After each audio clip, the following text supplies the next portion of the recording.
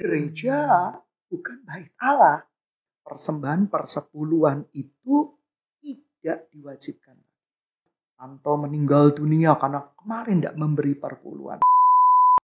Halo Sobat Ngeroh, Ngerumpi Rohani. bersama dengan saya Widya Dan saya Sandra. Kita hari ini akan sama-sama ngobrol ya, kita ngerumpi tentang hal rohani seputar rohani ya yang terjadi di kehidupan kita dan juga kehidupan gereja. Betul.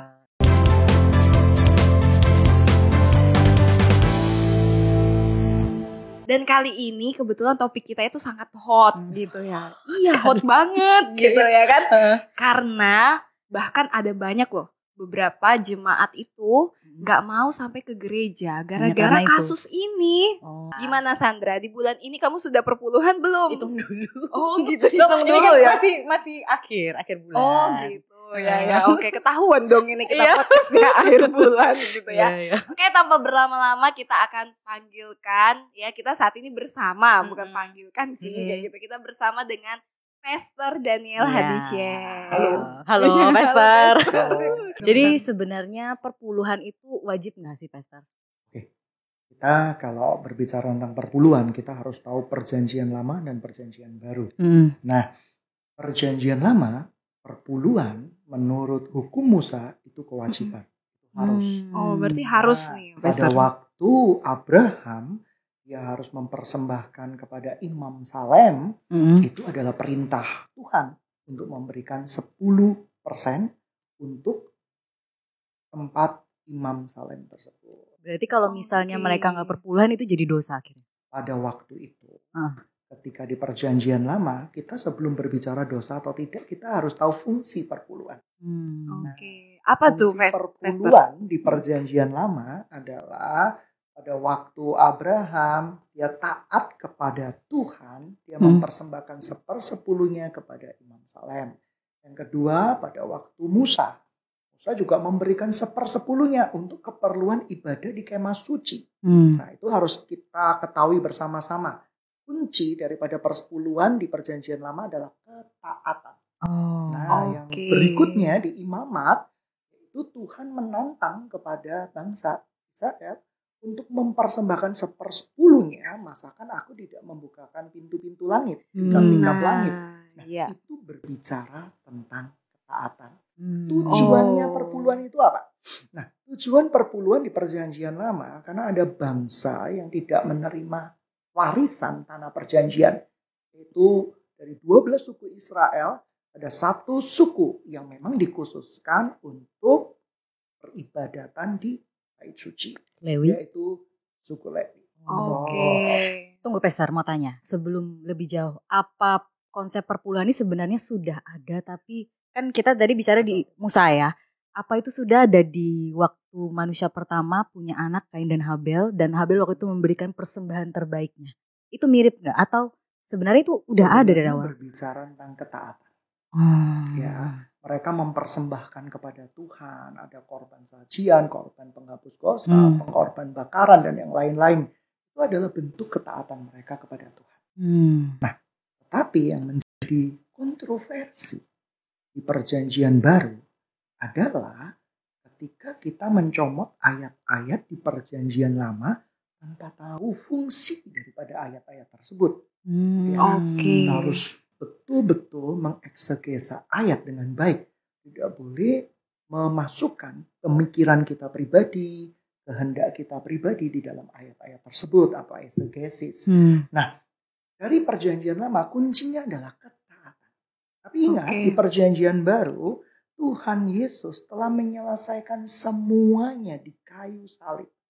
Jadi hukum yang terutama bukan hukum Taurat lagi, tetapi kasihanilah Tuhan Allahmu dengan segenap hatimu, segenap jiwamu, segenap pikiranmu, akal budimu, dan kasih sesamamu manusia seperti engkau mengasihi diri sendiri. Itu semuanya sudah terangkum di dalam 2 hukum. Nah, permasalahannya di perjanjian lama, semuanya itu untuk peribadatan di bait Allah. Gereja bukan bait Allah. Jadi gereja apa, Pastor? Gereja adalah kumpulan orang-orang percaya Kitalah bait Allah itu sendiri. Di perjanjian baru kita adalah bait sucinya Tuhan. Tidak tahukah tubuhmu adalah bait suci Tuhan? Jadi berbicara tentang bait suci Tuhan di perjanjian lama dengan di perjanjian baru itu berbeda. Kitab Maleaki ditulis 400 tahun sebelum gereja mula-mula ada. Sehingga di dalam perjalanan sejarahnya, di dalam perkembangannya, menurut perjanjian baru, persembahan persepuluhan itu tidak diwajibkan. Oh, jadi udah nggak wajib nih, Pastor? Tidak diwajibkan. Berarti ayat di Maleaki yang katanya kalau kita memberikan persepuluhan, tingkap langit itu akan terbuka, kita akan menerima hujan berkat. Tantangan Tuhan kepada bangsa Israel waktu itu untuk betul-betul taat kepada kehendak Tuhan. Kalau kamu taat, masa aku nggak berkati kamu? Jadi arti daripada ayat itu berbicara tentang ketaatan. Tuhan menghendaki ketaatan. Nah, perjanjian baru, apakah wajib 1/10%-nya? Apakah wajib 1/5%-nya? Tidak ada ukuran yang jelas di perjanjian baru.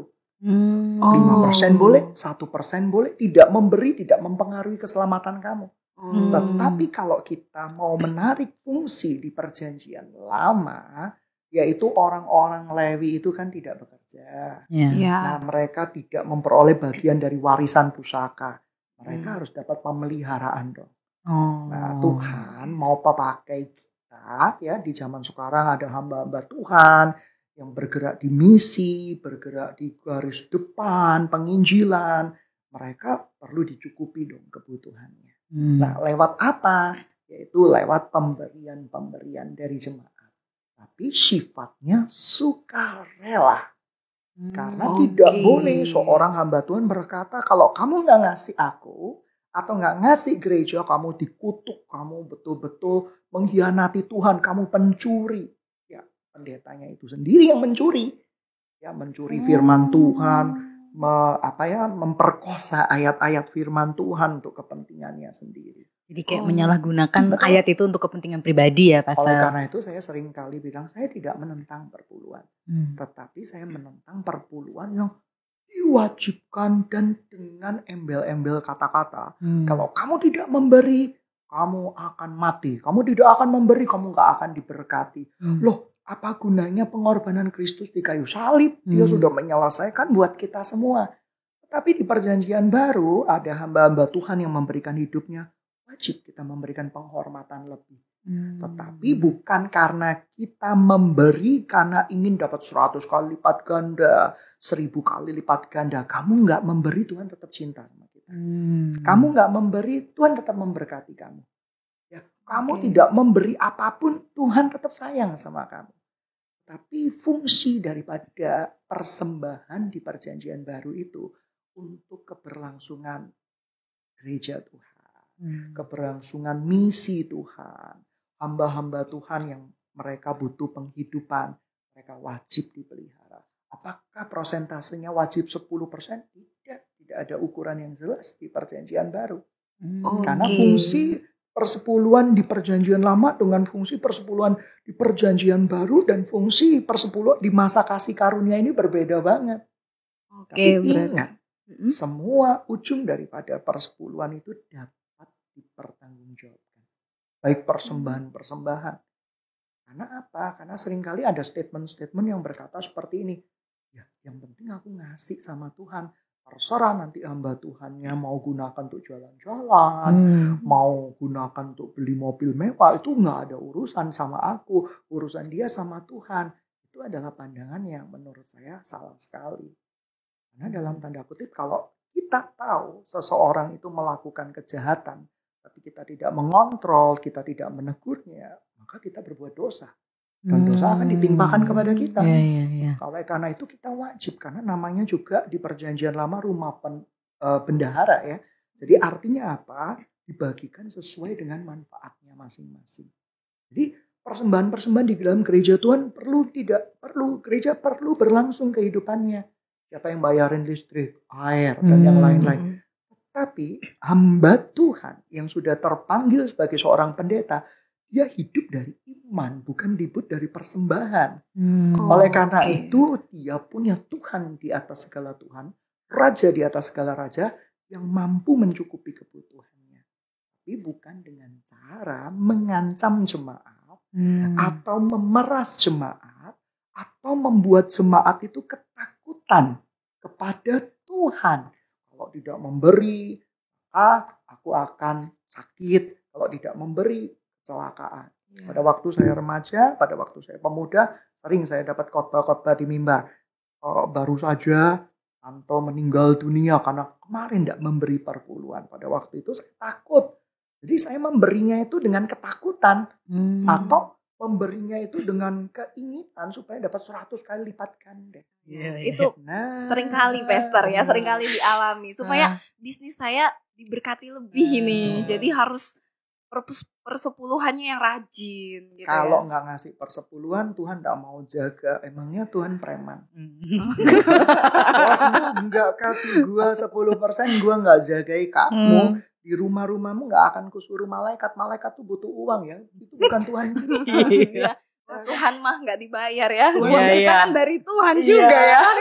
Kasih Tuhan itu tidak berkesudahan. Sehingga ketika orang-orang Kristen di Perjanjian Baru memberi karena cinta kepada Tuhan, mengasihi gerejanya. Mengasihi gerejanya artinya apa? Fungsi gereja apa? Kalau mau masih ingat, koinonia, diakonia, gitu ya, marturia. Nah, artinya apa? Gereja melakukan fungsi pemberian kepada orang-orang yang membutuhkan. Itu butuh dana. Artinya pengelolaan dong. Kalau mau kaya raya ya jangan jadi pendeta. Kalau mau kaya raya jadi pengusaha. Tapi banyak pendeta yang kaya juga, Pastor, masalahnya. Tidak ada masalah pendeta kaya raya. Itu tidak dosa. Tapi kaya karena jalan yang betul. Memberitakan firman Tuhan yang betul. Contoh begini. Dia nggak memaksa jemaat. Terus tiba-tiba beri oleh jemaat. Kalau nolak ya. Kalau Bapak nolak pemberian saya mau bunuh diri. Wah, yang diancam jadi pendetanya yang diancam. Saya terima. Ini terima 10 kilo emas. Kalau Bapak tidak terima, saya mau bunuh diri. Akhirnya pendetanya terterima. Tetapi apakah pendeta itu dalam tanda kutip wajib mengambil 10 kilonya seluruhnya untuk dirinya? Lah fungsinya jadi pendeta itu apa? Pendeta itu kan pelayan jemaat. Betul. Ya. Pelayan jemaat, pelayan masyarakat, pelayan orang-orang yang membutuhkan. Betul. Nah, artinya kita kembali kepada fungsi pelayanan tersebut. Apakah boleh atau tidak boleh? Segala sesuatu ya diizinkan, tetapi apakah segala sesuatu itu bermanfaat dan berguna? Betul. Apakah tidak menjadi batu sandungan? Seperti itu. Oleh karena itu, saya sebagai hamba Tuhan belajar dengan konsep cukupkan diri dengan segala perkara. Wah, ya luar biasa. Setelah mendengar penjelasan dari Pastor Daniel, ini jangan-jangan gak ada yang mau kasih perpuluhan 10% kayaknya. Ya udah ya, gak usah aja. Iya, karena kita hidup di zaman perjanjian baru, guys. Gitu ya. Perjanjian baru, tetapi harus ingat. Persembahan yang kita lakukan atas dasar mencintai. Iya. 1/10 bagi saya pribadi di perjanjian baru bisa waktu kita melayani Tuhan. Bisa waktu kita berdoa kepada Tuhan. 10% mungkin bisa dalam rupa melayani jemaat. Nah, ini juga yang kita mau tanyakan nih, Pastor. Kan ada juga yang bertanya, apakah persepuluhan itu bentuknya harus uang? Gimana atau kalau bentuk lain? Ya, karena gaji mungkin cari makan aja susah. Misalnya ada seorang kepala keluarga, misalnya mau memenuhi kebutuhan keluarga, anaknya sekolah aja udah pas-pasan gitu loh Pastor hidupnya gitu. Kalau kita mencintai Tuhan, ya. Dan memang kita tergerak, kuncinya tergerak. Oh, berarti ada gerakan dari Roh Kudus. Kita mau sumbang gereja nggak ada masalah. Itu bentuk kecintaan kita sama Tuhan. Hendaklah segala sesuatunya dilakukan secara sukarela. Sekarang kalau pedagang tentu saja mereka barang kan, peredarannya barang uang. Kalau orang yang bergerak di jasa, ya dia menggunakan jasa. Oleh karena itu barang dan jasa dan uang menurut saya pribadi itu hal yang wajar ketika kita mempersembahkan hidup kita buat Tuhan. Kita tidak ada uang nih, kita punya jasa. oh aku punya kepandaian main musik, itu sudah kita memberikan sama Tuhan. Ya, apakah harus dalam bentuk uang? Nah, mata uang ditemukan pada tahun berapa? Dulu peredaran barang juga lewat barter kan? Betul. Lewat barter. Ini ayam ditukar dengan sapi. Ini kita punya sendok ditukar dengan garpu. Nah, oleh karena itu segala sesuatu bukan berbicara tentang uang. Uang saja. Tetapi seluruh hidup kita yang kita persembahkan sama Tuhan. Saya lebih suka menggunakan kata di Perjanjian Baru itu bukan 1/10 buat Tuhan. Seluruh hidup kita buat untuk Tuhan. Jadi perpuluhan tuh nggak terbatas cuma tentang uang ya. Iya betul. Terus gimana Pastor menanggapi orang-orang yang sudah terlanjur kepahitan dengan kan sudah stereotipnya perpuluhan ini kan kayak disalahgunakan terus, akhirnya karena mendengar berita kayak gitu, aduh mending gak usah deh daripada kecewa lagi dengar ada hamba Tuhan yang malah menyalahgunakan. Kita harus berpikir bijaksana. Tidak semua hamba Tuhan menyalahgunakan keuangan. Baik hamba Tuhan dari gereja besar belum tentu mereka menyalahgunakan keuangan. Ada hamba Tuhan yang punya Ferrari dan yang lain-lain, bisa jadi kekayaannya memang sudah dari sononya. Dari keturunannya dari sana. Oleh karena itu kita tidak boleh berburuk sangka. Tetapi kita wajib melakukan fungsi controlling. Ya, controlling artinya apa? Wajib bertanya dong. Hindari gereja yang tidak bisa dimintai pertanggungjawaban. Pertanggungjawaban gimana itu Pastor maksudnya? Keuangan. Jadi jemaat itu boleh tahu laporan keuangan. Harus tahu, karena apa? Karena laporan keuangan itu pertanggungjawaban kita kepada orang yang sudah memberi kepada gereja Tuhan. Ini digunakan untuk apa? Gitu ya. Contoh kehidupan pribadi hamba Tuhan. Dalam hal ini saya tidak terima sepeser pun, tapi saya memberi contoh kepada hamba-hamba Tuhan yang terima. Nah, mereka mungkin diberkati, ya, diberkati dalam tanda kutip UMR. Nah, UMR Kota Surabaya mungkin 5 jutaan, ya seperti itu. Tapi ingat, hamba Tuhan juga kan punya anak, ya, punya istri, kebutuhannya kan juga banyak. Nah, apakah harus dengan UMR seperti itu? Tentu saja sebagai orang yang melayani Tuhan dan mengasihi Tuhan, kita wajib memikirkan kebutuhan dari hamba-hamba Tuhan tersebut. Kebutuhan minimal lah. Anaknya bisa bersekolah, mereka tidak terlunta-lunta seperti itu, sehingga nama Tuhan tidak dipermuliakan. Apakah Tuhan akan memberikan kita kemiskinan berlebihan sehingga kita menghujat Tuhan, atau kekayaan berlebihan supaya kita melupakan Tuhan? Enggak. Tuhan kita itu ukurannya pas buat kita semua. Sehingga oleh karena itu harus jujur. Segala sesuatunya tuh harus balance. Pada orang yang anti dengan perpuluhan, tidak ada masalah dengan itu. Tetapi pekerjaan Tuhan, apakah engkau pikirkan? Apakah engkau tergerak di dalam pekerjaan Tuhan tersebut? Bagaimana bentuk pelayananmu terhadap pekerjaan Tuhan tersebut? Nah, itu harus wajib kita garis bawahi. Sehingga orang tidak menjadi a priori. Artinya kayak gini, ekstrim kiri, ekstrim kanan. Nggak mau ngasih pokoknya. Kan tadi hamba Tuhannya bilang, Pastor Daniel bilang, perpuluhan di Perjanjian Baru nggak ada lagi. Terus ekstrim yang berikutnya, masih kalau enggak Perjanjian Lama ini masih berlaku. Ya, tapi sebenarnya konteks daripada perpuluhan tadi sudah saya jelaskan di Perjanjian Lama, berbeda banget di Perjanjian Baru. Kalau saya temukan di Perjanjian Baru, menerima sumbangan dari jemaat. Untuk apa sih? Perkabaran Injil. Bahkan lebih ekstrim di Perjanjian Baru, yaitu pada waktu jemaat mula-mula mereka mempersembahkan rumah, tanah mereka di bawah kaki rasul-rasul. Untuk apa? Untuk perkabaran Injil. Jadi ada pertanggungjawaban dari rasul-rasul itu untuk perkabaran Injil. Saya tidak pernah lihat Rasul Paulus jalan-jalan, ya, terlipu. Jalan-jalannya sambil penginjilan. Betul. Apakah itu, kalau itu menjadi fokus dari Rasul Paulus, pasti akan ditulis di dalam kebenaran firman Tuhan. Sehingga kita tidak boleh ekstrim dalam tanda kutip bahwa enggak perpuluhan selesai. Loh, tapi ada persembahan. Ada sumbangan-sumbangan. Persembahan dan sumbangan-sumbangan itu didasari bukan dengan paksaan, tetapi dengan hati yang mencintai Tuhan, hati yang rela. Jadi tidak ada ukuran 10%. Kalau saya mau kasih 90% tidak masalah. Saya berikan hidup saya total. Saya berikan uang saya 100% lah untuk kemuliaan nama Tuhan. Itu tidak ada larangan. Seperti itu. Kalau bisa malah seluruh hidup kita untuk kemuliaan nama Tuhan. Oke. Kalau kita jatuh cinta sama Tuhan, kita akan rindu kerajaannya diberitakan. Kita Ya, akan betul. rindu gerejanya bertumbuh. Kita akan rindu banyak orang yang diselamatkan. Segala sesuatunya tidak butuh uang memang. Tetapi Tuhan menggunakan mamon yang tidak jujur itu. Untuk apa? Untuk memperluas kerajaannya. Mamon yang tidak jujur itu apa? Uang. Nah, tetapi yang paling anti dan sudah wajib di red flag. Kalau ada hamba Tuhan dengan cerita-cerita mengintimidasi. Kalau kamu nggak ngasih, kamu pencuri, kamu perampok. Dia sudah menjadi Tuhan atas jemaat. Berarti kalau menagih itu termasuk? Menagih itu termasuk. Ya, udah terjawab tadi. Oke. Perpuluhan di perjanjian lama itu kan haknya Tuhan. Tuh. Haknya Tuhan tetapi diberikan untuk kaum Lewi.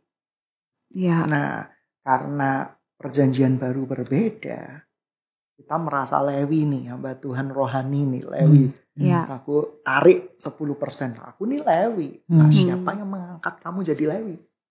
Suku Lewi ya, suku Lewi di perjanjian lama. Dan mungkin kita berkata, loh kita ini Lewi rohani lah, seperti itu. Misalnya panggilan Tuhan, Pastor ya, karena panggilan Tuhan nih jadinya Lewi rohani. Lewi rohani, tidak ada Lewi rohani. Yang ada adalah pekerja-pekerja untuk kemuliaan nama Tuhan. Nah, pekerja-pekerja ini wajib kita perhatikan. Tentu saja tidak boleh ekstrim, kami tidak memberikan semuanya. Artinya tidak 10%, tidak 1% pun tenaga juga, semua waktu juga tidak. Kan kasih karunia. Kasih karunia itu akan membuat kita makin dalam jatuh cinta sama Tuhan. Oke. Kasih karunia mampu membuat kita meninggalkan segala sesuatu yang membuat kita ini jauh dari Tuhan. Iya. Ya. Oke, luar biasa sekali ya. Jadi sekarang kita sangat diberkati, terbuka pikirannya mengenai konsep perpuluhan. Betul. Udah nggak bingung lagi ya Pak, cuman sekedar uang doang atau itu kewajiban. Iya. Dan juga ternyata itu adalah kewajiban di perjanjian lama dan itu bentuknya fungsinya adalah ketaatan, ya kan? Sedangkan di perjanjian baru saat ini sudah di bagian apa? Ya, kasih karunia, bentuk kita mencintai Tuhan. Ya betul, ya, kayak gitu. Karena kita sudah mengasihi Tuhan lebih dan lebih lagi, bahkan harusnya seluruh hidup kita berikan Tuhan. Karena sudah tidak ada ukuran, mau 10%, mau 100%, nggak ada ukuran pastinya ya. Iya betul. Jadi buat teman-teman semua ini podcastnya sangat terberkati ya. Kita sangat terbuka pikirannya mengenai tentang konsep perpuluhan. Jadi kalau ada yang ngancem kita nggak usah. Iya, nggak usah takut. Nggak usah takut untuk menolak ketika langsung diingatkan. Jangan lupa ya perpuluhan. Iya. Betul ya, Pastor? Diketok pintunya, pura-pura nggak ada aja orangnya. Nggak di rumah, mati lampu. Biasanya kadang ada hamba-hamba Tuhan tertentu seperti saya dulu. Awal ketika melayani Tuhan, saya juga memberitakan ajaran yang salah karena belum belajar firman Tuhan. Ya biasanya itu diturunkan turun-temurun deh. Ada hamba Tuhan cerita seperti itu, kita kan gak tahu firman Tuhan, percaya 100%. Akhirnya kita juga mengajarkan hal yang salah. Lah tetapi ketika saya tahu kebenarannya, saya bilang aduh kurang ajar, selama ini gua ditipu gitu ya, seperti itu. Dan saya mengajarkan yang salah. Dan upah, ada hamba-hamba Tuhan tertentu yang tulus sebenarnya. Tetapi mereka gak belajar firman. Jadi harus dibedakan toh. Ada hamba Tuhan yang sebenarnya tulus, karena ajaran nenek moyang, dia mewariskannya kepada jemaatnya. Nggak salah. Tuhan kan lihat hati. Tetapi setelah lihat podcast ini, tahu yang benar, oke, kita harus lurus. Kebenarannya membebaskan ya. Iya. Inilah fungsi kita, ada podcast ngeroh, yaitu ngerumpi rohani. Betul. Oke, kalau gitu kita sampai di sini ya, mungkin podcast kita kali ini, dan semoga melalui podcast ini setiap pemikiran-pemikiran kita juga semakin diubahkan. Ya. Oke, mungkin ada kata-kata terakhir dari Pastor. Saya belum mau meninggal ya. Oh iya, benar juga sih ya. Kok kata-kata terakhir ya. Pesan-pesan rohani untuk menutup podcast ini. Oke. Kepada seluruh sahabat Kristen dimanapun kau berada, bahwa bentuk kecintaan kita kepada Tuhan bisa lewat waktu kita, lewat hidup kita, bahkan lewat harta kita.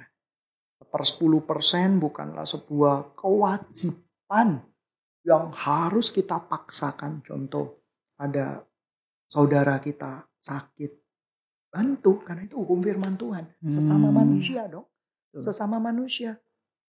Aku nggak sempat ngasih perpuluhan, ya enggak apa-apa, bantu saudaramu dulu. Masa ketika ibumu kita nggak bisa makan, kita fokus di perpuluhan, gitu ya, itu tidak baik. Nah, oleh karena itu hukum di perjanjian baru adalah hukum kasih karunia. Nah, ketika kita mengasihi Tuhan, kita diberikan kekuatan kepada Tuhan untuk melayani Dia.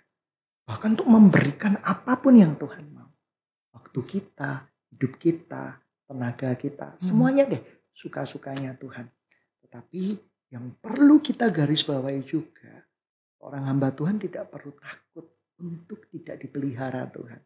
Janji Tuhan itu ya dan amin. Ya, asal hamba Tuhan itu takut sama Tuhan dan melakukan perintah-perintah Tuhan, maka kebenaran-kebenaran Tuhan akan menyertai hidupnya. Ya, nggak akan takut kalau nggak cerita persepuluhan di mimbar, nanti ditinggalkan jemaat. Tidak. Jemaat itu akan lihat seorang hamba Tuhan itu betul-betul melayani. Tidak. Nah, kalau hamba Tuhannya sudah melayani, tapi jemaatnya itu tidak tersentuh sama sekali, saya percaya pemeliharaan itu datangnya dari Tuhan. Ya, karena Tuhan kita adalah Tuhan Yesus, bukan jemaat. Jemaat juga Tuhannya bukan gembala sidaknya, tapi tetap Tuhan Yesus.